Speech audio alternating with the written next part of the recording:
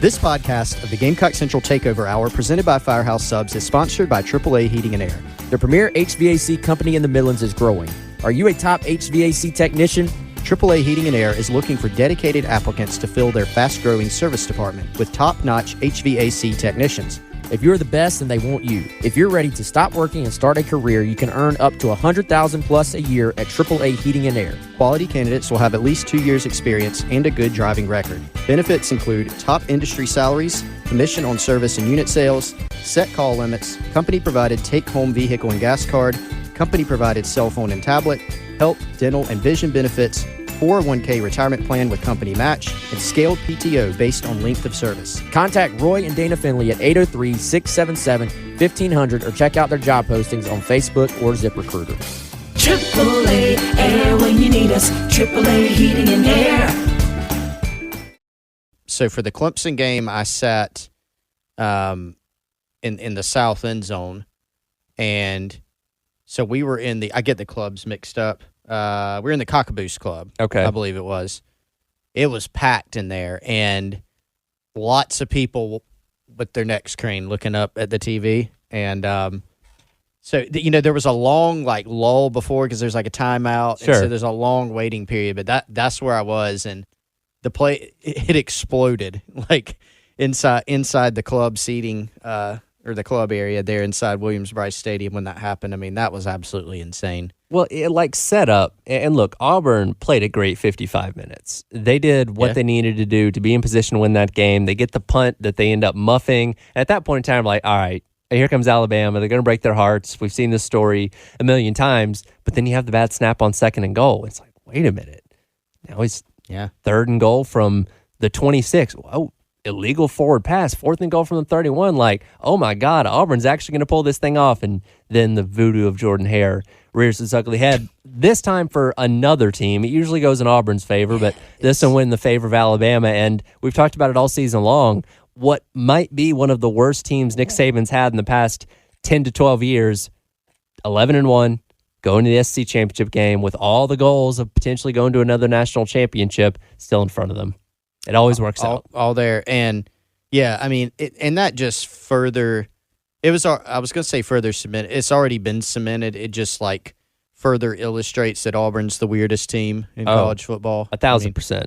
Maybe the weirdest team of any sort in any niche ever. It's hard to fathom how that happened because a lot of people are like, why'd you rush 2? Or why, you should rush 4, 5, 3, rush 8, whatever. That play should not happen, right? But Isaiah Bond, he pulled out the gravedigger, gravedigger call, and it was absolutely crazy. But it's a fascinating position now to be in when you look kind of at the college football landscape and the current top 5, in the college football playoff. Obviously, the SEC title game looms large. You've got Texas out there who beat Alabama. Yep. And so just a lot of intrigue around, the championship week. I'm trying to remember, I don't know, have we ever had a championship weekend where there's the potential for 4 undefeateds to make it into the college football playoff? I feel like every single year we always have at least 2 or 3 that have at least 1 loss. But as of right now, Texas is the only potential 1-loss champion. With Washington being undefeated, they could get in. Florida State still undefeated. Obviously, Michigan and Georgia. So, we could, for the first time, just have 4 straight undefeated teams, which hasn't happened in the 14 playoff era. Has not happened. That's crazy. Wow. Yeah, that is absolutely crazy. And now here's the thing. Steve Sarkisian, in past stops, he had the 7-win Steve moniker. Yep. It's obviously not the case this year. He's actually done, I think, a really good job at Texas. They got a ton of talent. He and his staff have done a really good job. But this is the big one coming up for them. If they were playing Oklahoma this weekend, I might be a little more concerned for Texas, but it's Oklahoma State, and yes, Oklahoma State did win Bedlam and earn their spot in the Big 12 championship game, but man, they faltered down the stretch. They lost a horrible game to UCF. They had to claw their way back against BYU this past weekend, or else they wouldn't have even been in the championship game. I just don't think momentum is on. Like Mike Gundy got his one win that's going to buy him another 3 to 4 years out there in Stillwater by beating Oklahoma in the last game of Bedlam. Like, it seems like they've kind of phoned it in since then. Yeah. Now, I mean, he's had some big wins in his career there. Sure. That are not always, I don't want to say out of nowhere, but he has had some of those. Sure. I mean, this year against Oklahoma was probably, you could probably count that as an out of nowhere win. Point is, man, there's a lot of pressure on Texas. There's a lot of pressure on all these teams during championship weekend. Absolutely. But I mean, if you're Texas, it's right there for you. I mean, it's right there. Yeah. Finally being back after all these years of the jokes and the memes and all that kind of stuff. If you make it to the college football playoff, I think we can all collectively say you're back. And then, of course, Alabama, Georgia. I mean, what can you say about that one? Yeah. No shortage of storylines. I'm trying to think, the past 10 years, this would be 3, 4, 5 or 6. They played a lot despite only being scheduled to play twice in the regular season. So this is kind of becoming like the budding rivalry of the SEC, and talk about going to the divisionless format next year. You could still see these same two teams ended up in the championship game for many years to come. Again, yeah. What's your early pick for that game? I lean towards Georgia because, I mean, Alabama's offensive line is still not good, despite the fact that their offense has gotten better as the season's gone along. Both teams have shown the ability to give up a lot on the ground. I mean, both teams gave up a lot to Auburn, over 200 yards apiece. Georgia struggled on the ground against Georgia Tech this past weekend. So especially with the way that Milroe can use his legs, that's going to be a good matchup there. But it's going to be a 4-quarter fight.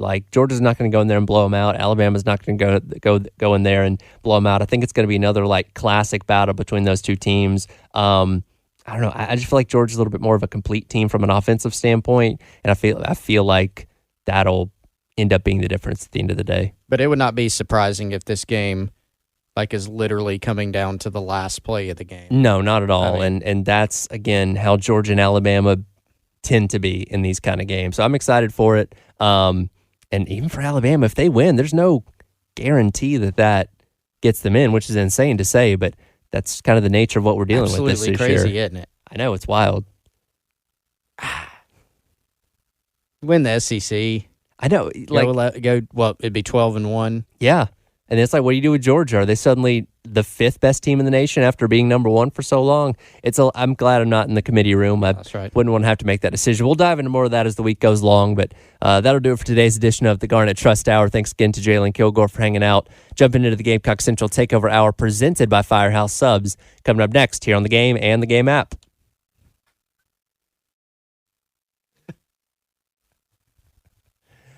Welcome into the Gamecock Central Takeover Hour presented by Firehouse Subs. Tyler, West, and Chris along with you here on this Tuesday morning. Plenty to get into. Thank you once again to Jalen Kilgore for hanging out with us during the Garnet Trust Hour. Last hour, we'll have that interview up for you shortly on the 107.5 Game podcasting page. And we dove into so many different things with Jalen in terms of the defense. But, we kind of started off with him being really thrust into his role right from the get-go. Eamon goes down 2 snaps into the game against North Carolina, and very similarly to what Eamon dealt with the season ago, Jalen Kilgore gets shoved out on the field under the bright lights of 60, 70,000 people, and he's asked to perform. And, certainly there were some growing pains as the season went along, but, he's somebody that obviously showed you a lot of that flash and potential of why he was so highly regarded coming into this season. I think some guys are just built different, is what I call it. And I'm sure there is a level of really hard work that none of us see on the back end of that certainly contributes to this as well. But doesn't it seem like some guys come in and kind of, have to go through that developmental period? And some guys, for whatever reason, and it's, I think, a combination of both athletic ability and intellect and work ethic, they just kind of ease in, just make it look easy. I think with Jalen, were there freshman growing pains?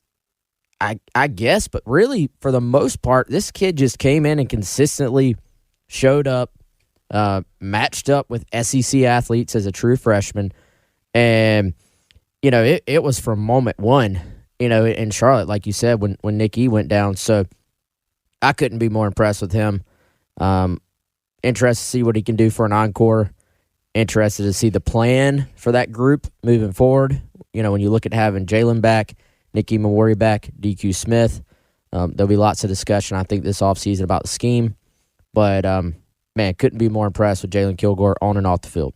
Well, we actually touched on kind of some of all that, Wes, with Jalen as far as, hey, what do you think about the 3-3-5? Like, do we see that more next year, or do we continue to see it? And then what do you think about the state of the DB room for next year? And I think you'll be glad to know he actually talked up Vakari Swain a good bit. He said that Vakari, makes some plays at corner in practice that he said, frankly, I'm not sure if anybody else can make those type of plays. Well, that's what I like to hear, yeah, Chris. you always like to hear that. That's always the high praise when you hear a guy.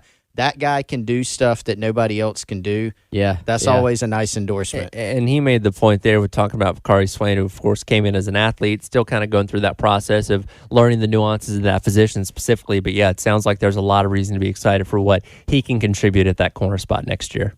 And I put it out on Gamecock Central, actually wrote it up late yesterday, but put it out this morning. My Clemson thoughts sort of just, expanded into this novel about the roster. Stream of consciousness. Yes, very much. To the point that I read it over 3 times trying to make sure it made sense. But, to me, I look at that cornerback spot, and as we sort of get into our trying to keep us on the tracks here, I promise, but when we start talking offseason and roster and all those things, I circle Vakari Swain because – tie this into what we're going to be talking about a ton the next month, transfer portal. Which spots do you need guys, out of the portal?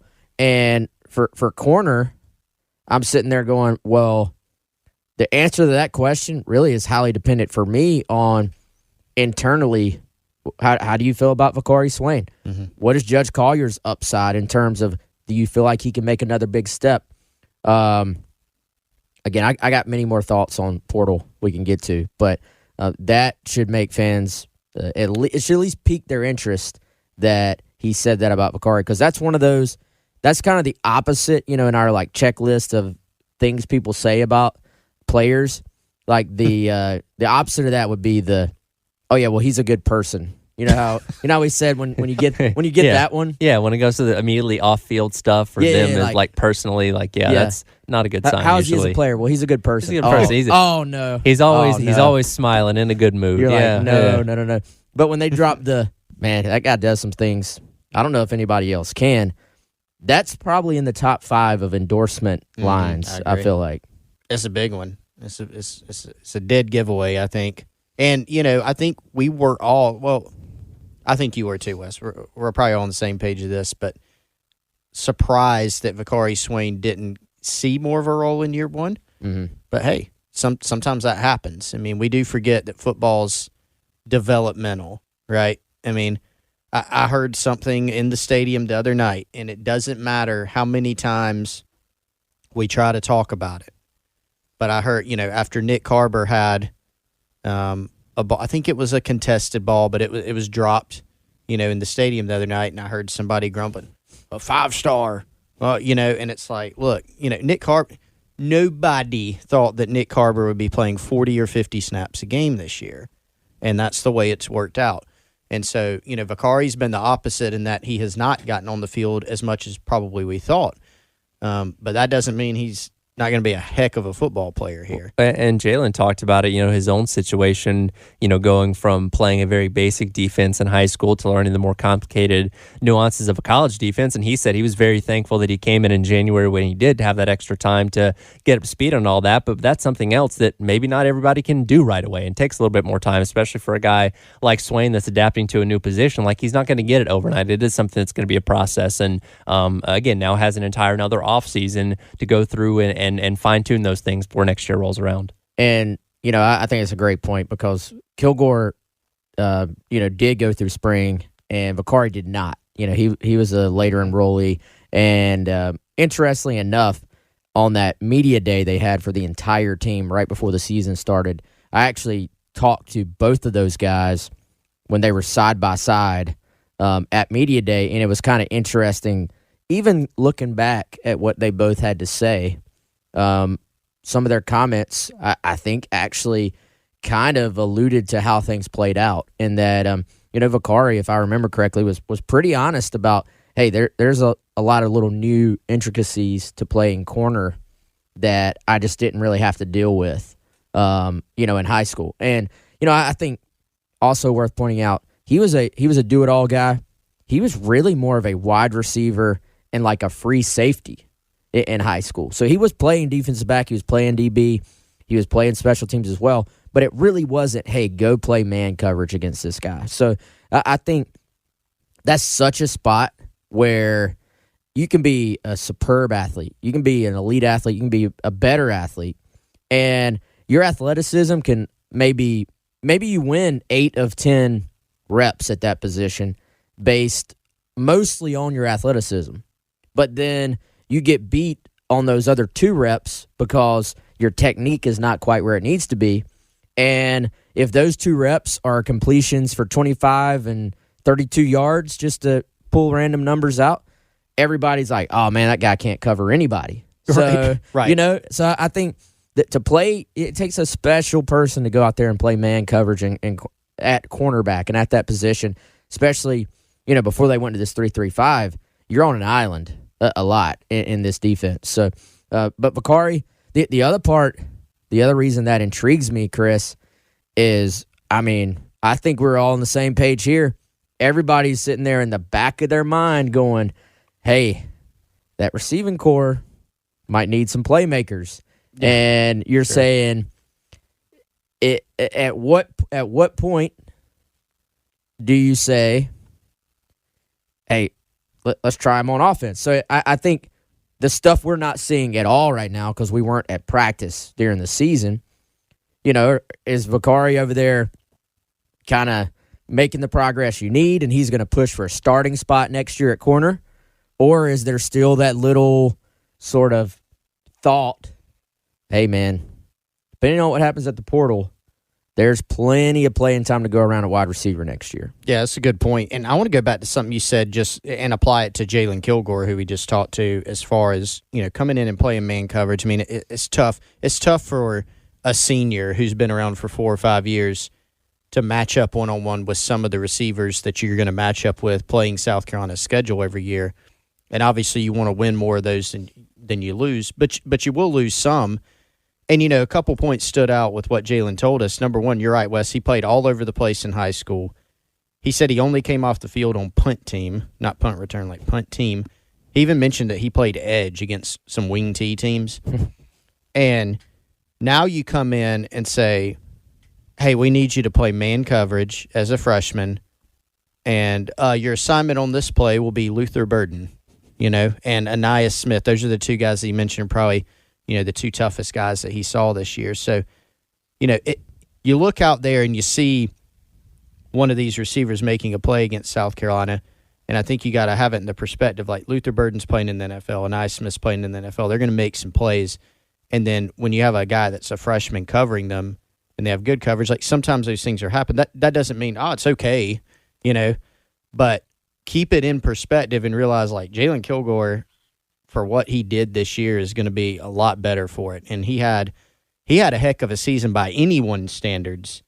But when you realize that he was literally a true freshman that's learning to do some things that he has not been asked to do ever, that makes it that much more impressive, I think.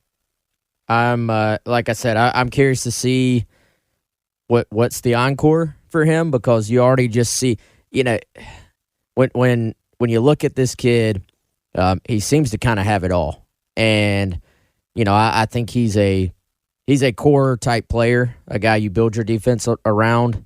I think he's a future, all SEC potential guy. And, I think has the work ethic to back it up. So probably should be in a position to take another step next year, I think. Absolutely. Again, thanks to Jalen Kilgore for hanging out with us. We'll have that interview up for you shortly on the 107.5 The Game podcasting page. I got some callers on the Love Chevrolet phone lines. We'll get to those in just a minute, as well as take a look around the rest of the team and assess this 2023 season before starting to turn the page over to the offseason and 2024. All that coming up here on the Gamecock Central Takeover Hour, presented by Firehouse Subs here on the game. It could be information to change your life forever. Or the Something You Should Know podcast could just be something interesting. Herb Cohen is one of the all-time legendary great sales trainers and negotiators. And he has some advice that will help you negotiate better. Make the other person feel superior and smarter than you. Care, but don't care too much. If you don't like the deal, walk away and see if the deal doesn't get better instantly. Something You Should Know, wherever you listen.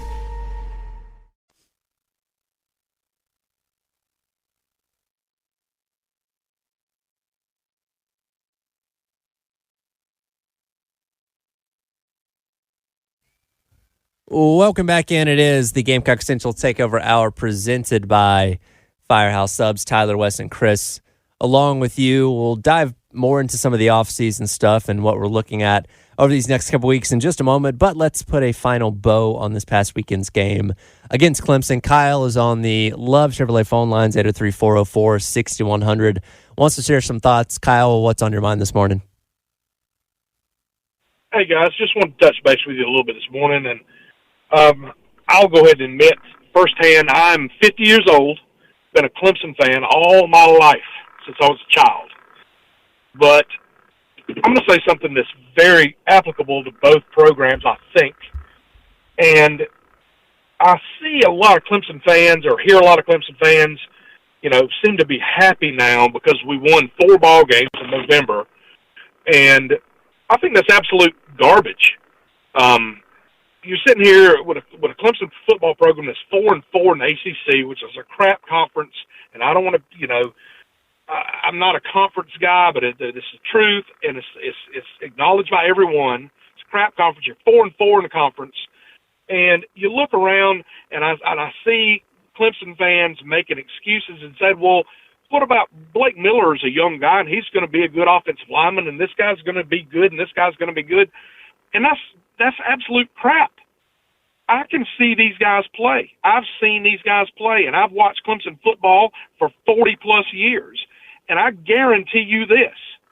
If a ball player is going to be a good ball player, then he's going to play good. And you see guys, as these young guys come up and they say, well, this guy's going to develop. We haven't developed anybody in ages. Guys come in, and I'm telling you, if a dog's going to bite you, he's going to bite you as a puppy. He's going to flash as a freshman. Guys like Khalil Barnes show up as freshmen. Guys like, going back, Sammy Watkins shows up as a freshman. Guys like now, Tyler Brown shows up as a freshman. All right?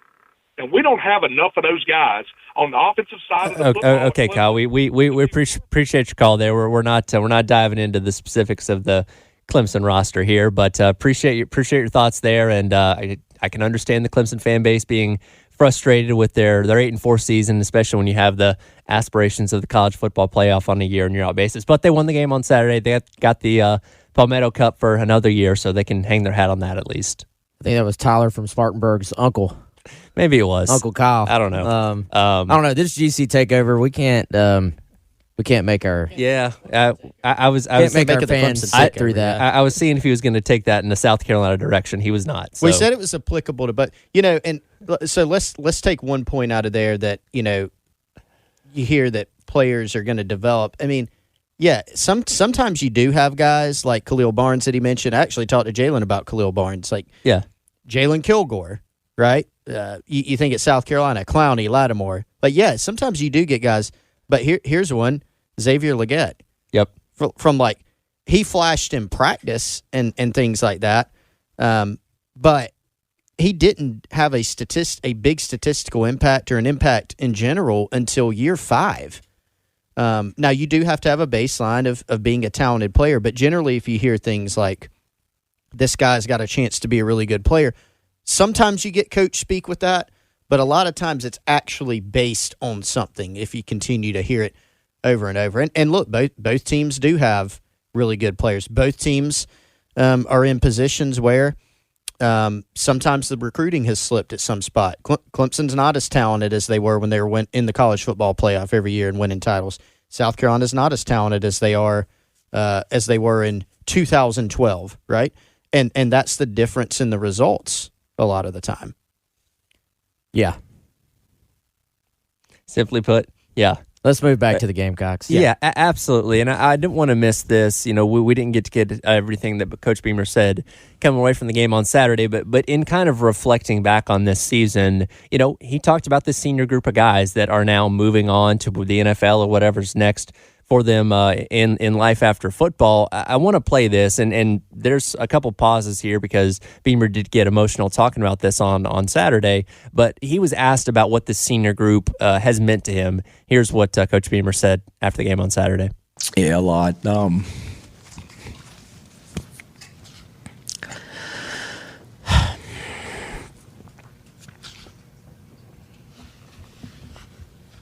We talked. Sorry.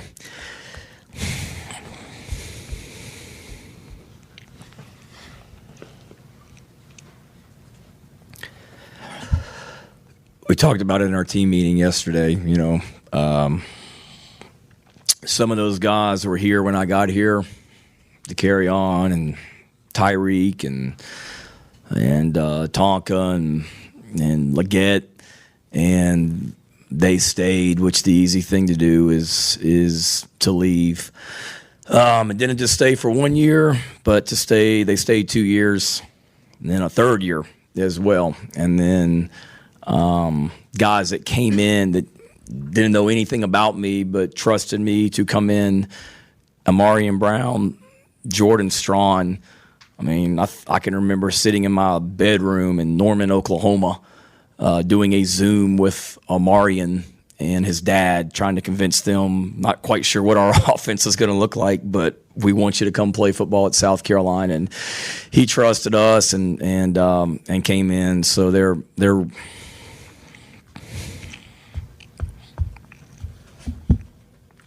awesome. So obviously emotional about that. And as you mentioned there at the beginning, this senior class, a lot of those guys, ones that obviously didn't transfer in, are ones that were already here when Beamer got here, part of the Muschamp, regime and all that kind of stuff. So theirs, wasn't a guarantee that they were going to buy into what he was doing with this program, and they did. And the guys that hung around, obviously have been an important part for building what Beamer's built through these first 3 years. And again, it is a group of guys that you're, sad to see go. Yeah, I think the reason you get emotional kind of talking about that, I think, if you're Shane Beamer too, is, he's been around football his entire life, obviously. And those guys, like that team, will never be in a locker room together again. And so, it doesn't matter if you bring back 70% of your roster. You always look at a season, and when a year is over, and it doesn't matter anybody that's played sports at any level, that's the last time you'll be with those guys. And so, you may get together 10 years from now and celebrate. You may see each other at weddings in the future, but it won't be everybody. So I think, that's kind of, to an extent, to me, also getting a bowl game, if you could have found a way to get into one, maybe it wasn't going to be a pretty bowl game. It wasn't going to be a flashy one, but it would have been one more chance to play. And even that would have been, there would have been some guys who obviously probably wouldn't have played, but still it would have been one more opportunity to get together and play with this group. And, I think you kind of come to expect to have another game. Beamer and those guys overachieved the first 2 seasons.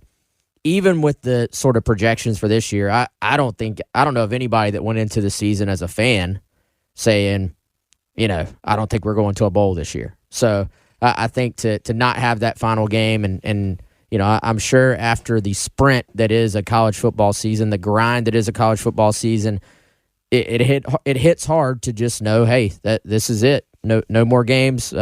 It's done. And I think for Beamer, aside from the relationships part, we know that he's a guy that wears his emotions on his sleeves and has good relationships with players and has much more than just like a transactional relationship with his players.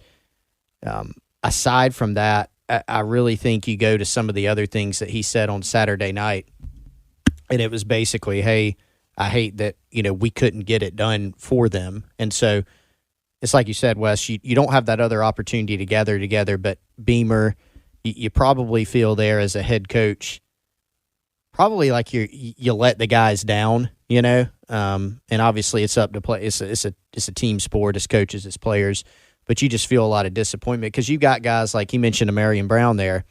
AB came in as a transfer. That first recruiting class for Beamer, when you're cobbling it together, basically you're doing it during COVID. Like you said, during a Zoom call, sitting in your bedroom or living room in Norman, Oklahoma, trying to put together a recruiting class. You can't have guys on campus. You can't be on campus. You can't go visit guys. And a guy like AB showing enough belief to say, yeah, I'm going to sign up for this. For, DeCarrion Joyner, who he mentioned and talked about a lot on Saturday night, deciding to come back more than once and being unselfish and moving positions and just staying balled in and staying as a good teammate. So I think all those things kind of hitting at once, you can kind of understand where he's coming from and the emotion of it all.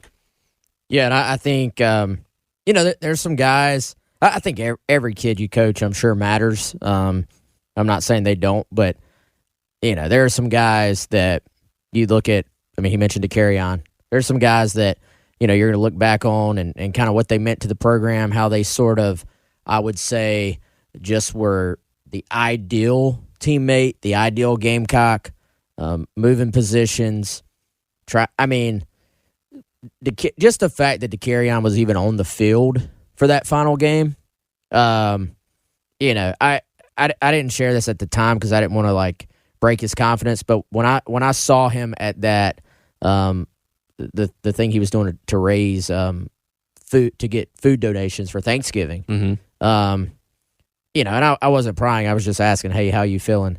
And he was like, man, I've got to find a way to get a snap against Clemson. And this was a couple of weeks before the game, but you could tell he wasn't 100%. He wasn't close to 100%. He was in a walking boot a couple weeks ago. It meant so much to him to be out there for one more game in that stadium, in that uniform, and to have that opportunity. And, so I think when Beamer gets emotional, it is partially because of guys like DeCarrion and just the prototypical student athlete. Absolutely. And it was a special group of guys that obviously we hate to see leave, but that time does always come. And it's kind of putting a bow on the 2023 season. A lot of things to focus on this offseason before we get to 2024, one of them being the transfer portal, and wheels are already starting to turn for guys staying and going. We'll get into that coming up. You're listening to the Gamecock Central Takeover Hour, presented by Firehouse Subs here on the Game and the Game app.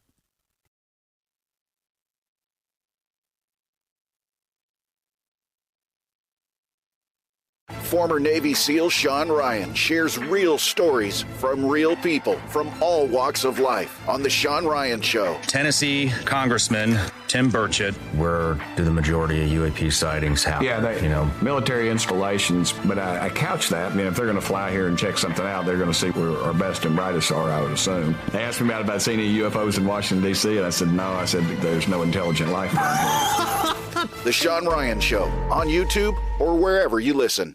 OXO takes pride in making every day better, so you can feel better about doing big tasks like this, and this, even this. We're all doing better because OXO partners with 1% for the Planet and donates 1% of its sales to community food programs. So every OXO product you buy helps enrich food systems around the world. For the many things we do, we're all doing better for the planet. OXO and 1% for the Planet, doing better.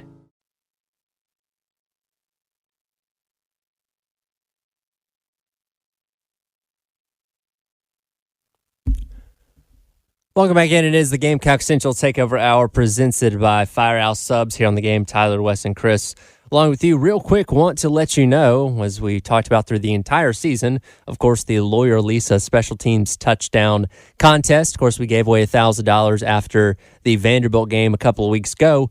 $200 were in the pot at the conclusion of the game on Saturday night. And, well, that money's got to go somewhere.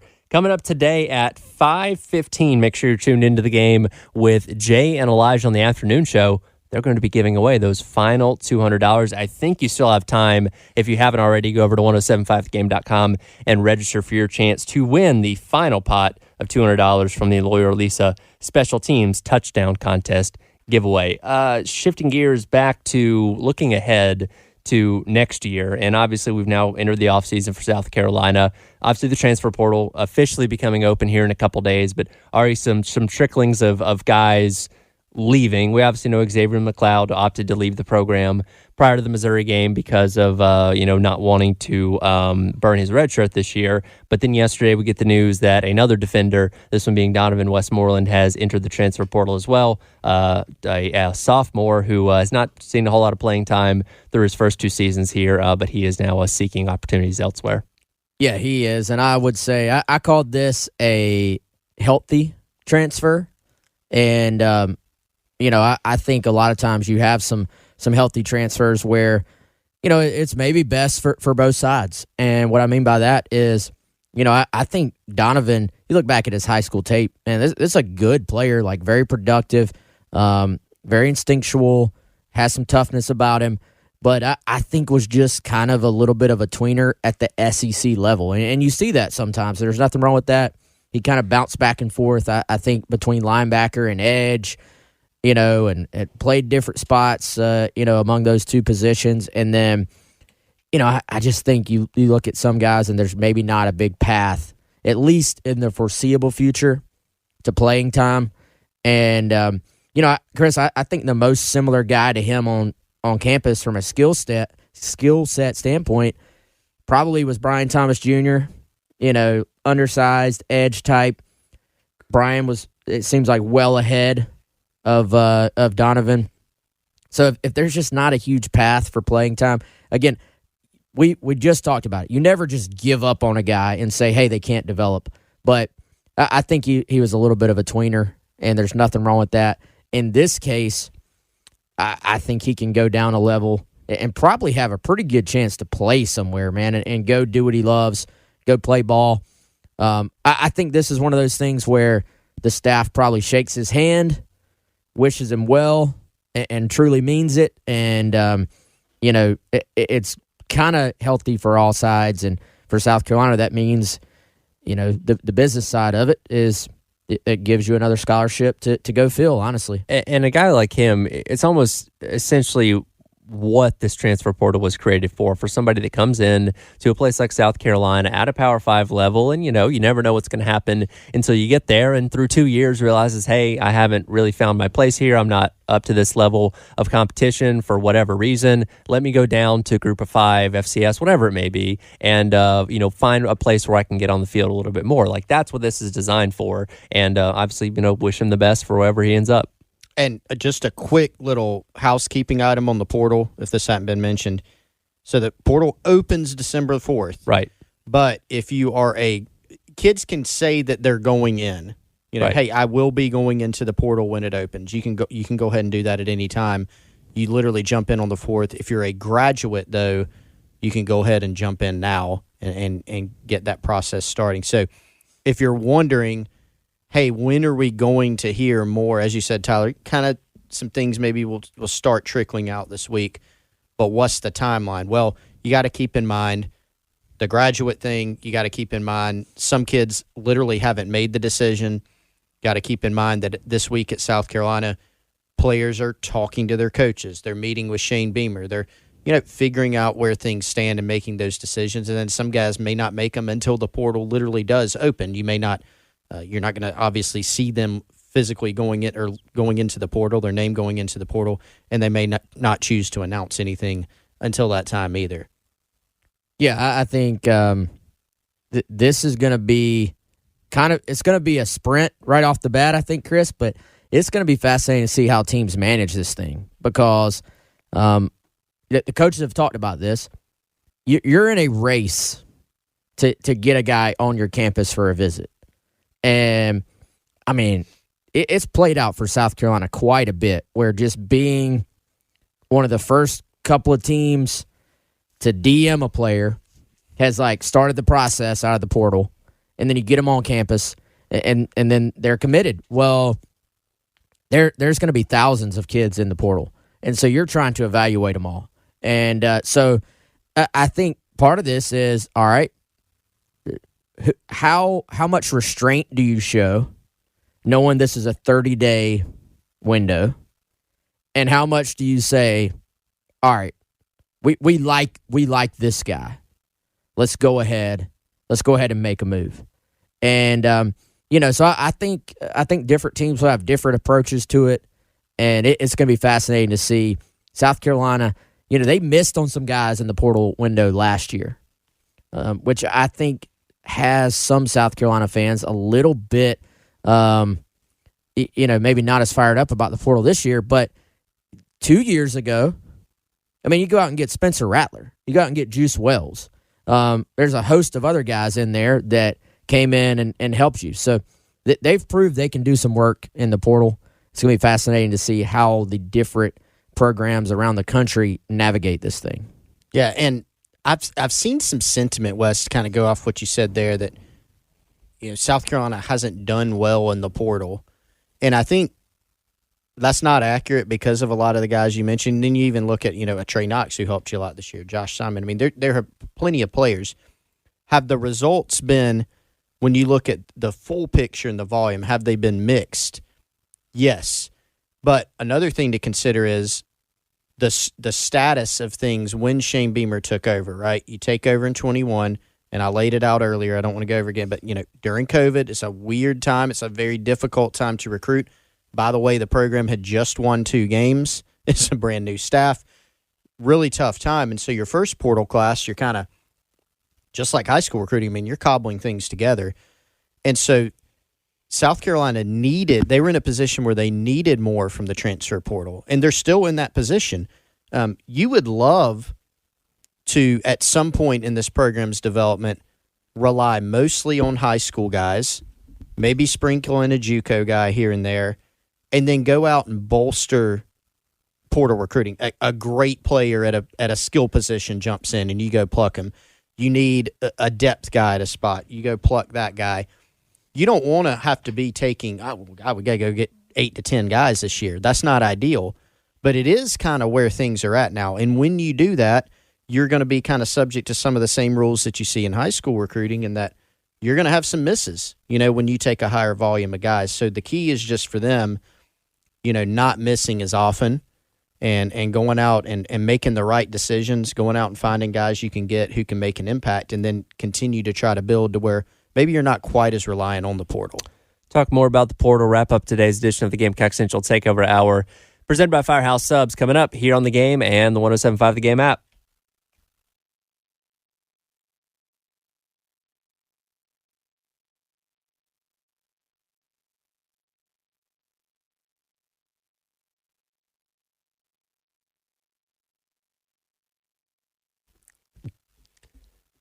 Welcome back in. Gamecock Central Takeover Hour, presented by Firehouse Subs. Tyler, West, and Chris along with you for a few more minutes. We're jumping into the halftime show with myself and Terry Ford on this Tuesday, talking about the transfer portal, and obviously we'll stay on top of it once it officially opens, see who's coming, who's going, keep an eye on what's happening around the conference and around the country as well. But the transfer portal is such a topic of conversation with coaches so much. And I think back to the SEC spring meetings back in May, I guess it was, and so many coaches talked about this schedule that we currently have in college football right now and wanting to alter things. And the next 30 days for college football head coaches, even ones like Shane Beamer that don't have to worry about a bowl game or anything like that, is utter chaos. And for the ones that are going to conference championships, college football playoff bowl games, that just adds another layer to everything you're dealing with the transfer portal, with the early signing period. Oh, by the way, there's that thing called Christmas coming up in a couple weeks as well. Like, this is something that's been talked about so much that a lot of people are pushing for change.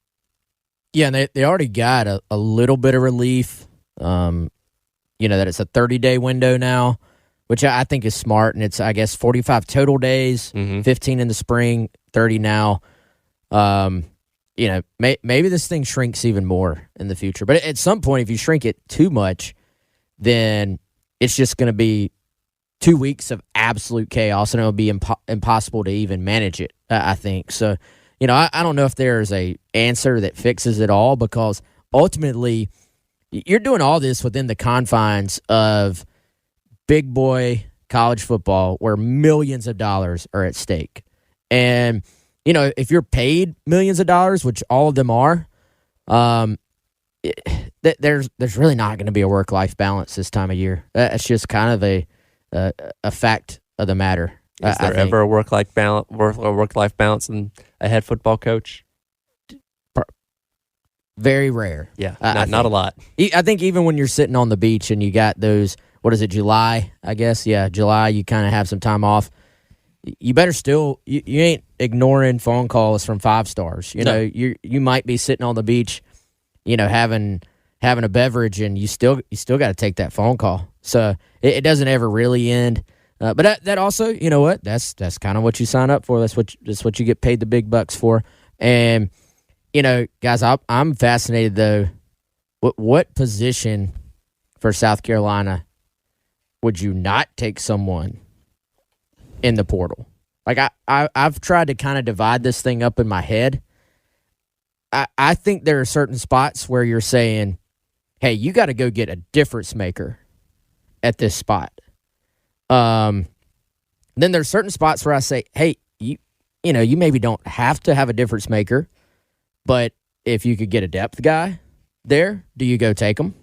I kind of say yes for just about every position on the roster. Sure. And then I think in some ways, defensively, I think it's kind of interesting.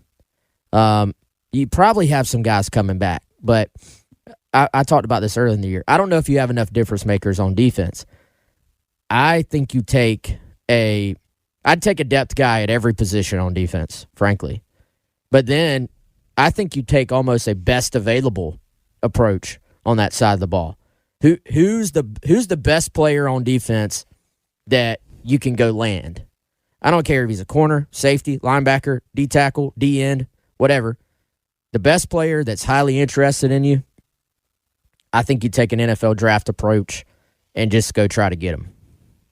Yeah, you don't feel like there's a spot where you say everything's totally, completely set here, and you just got everybody back and feel great at every particular spot, And I think this is going to be a fascinating offseason for South Carolina, not just because it's critical in terms of finishing out keeping this recruiting class together, finishing out recruiting, the transfer portal, staff, right? Like, will we have some staff things to cover? That's entirely possible for one reason or another.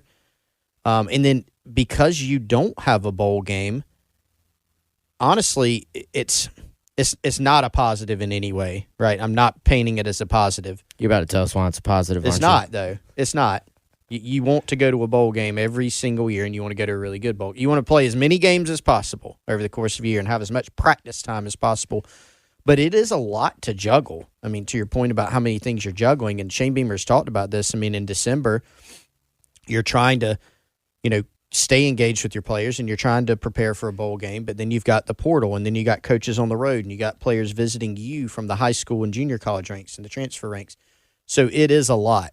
It's not a positive that they don't have to juggle the bowl game, but it does give more time to, arguably, to work on some of those critical factors this offseason that need to be worked on, whether, staff, maybe that doesn't take up as much time, but certainly on the recruiting front, it needs to be a focus. Yeah, but on the flip side of that, talking about not going to a bowl game and playing the bowl game itself, that's fine and dandy, and you get to go to a new place and play a different team and stuff like that. But more importantly is those 15 practices that you're missing out on, development and is how huge. big that development is. I think back to a guy like Pup Howard that got to take part in some of the Gator Bowl practices last year, and how people were raving about him before he even played an official snap here at South Carolina. So those go really far in development of players that you already have and ones that you're bringing in as well. And that's perhaps the biggest thing that you're missing out on by not going to a bowl game. How about guys like Lenora Sellers? Quarterback, I'm thinking about the two most developmental positions that exist, quarterback and offensive line. How important, it's essentially an additional spring practice.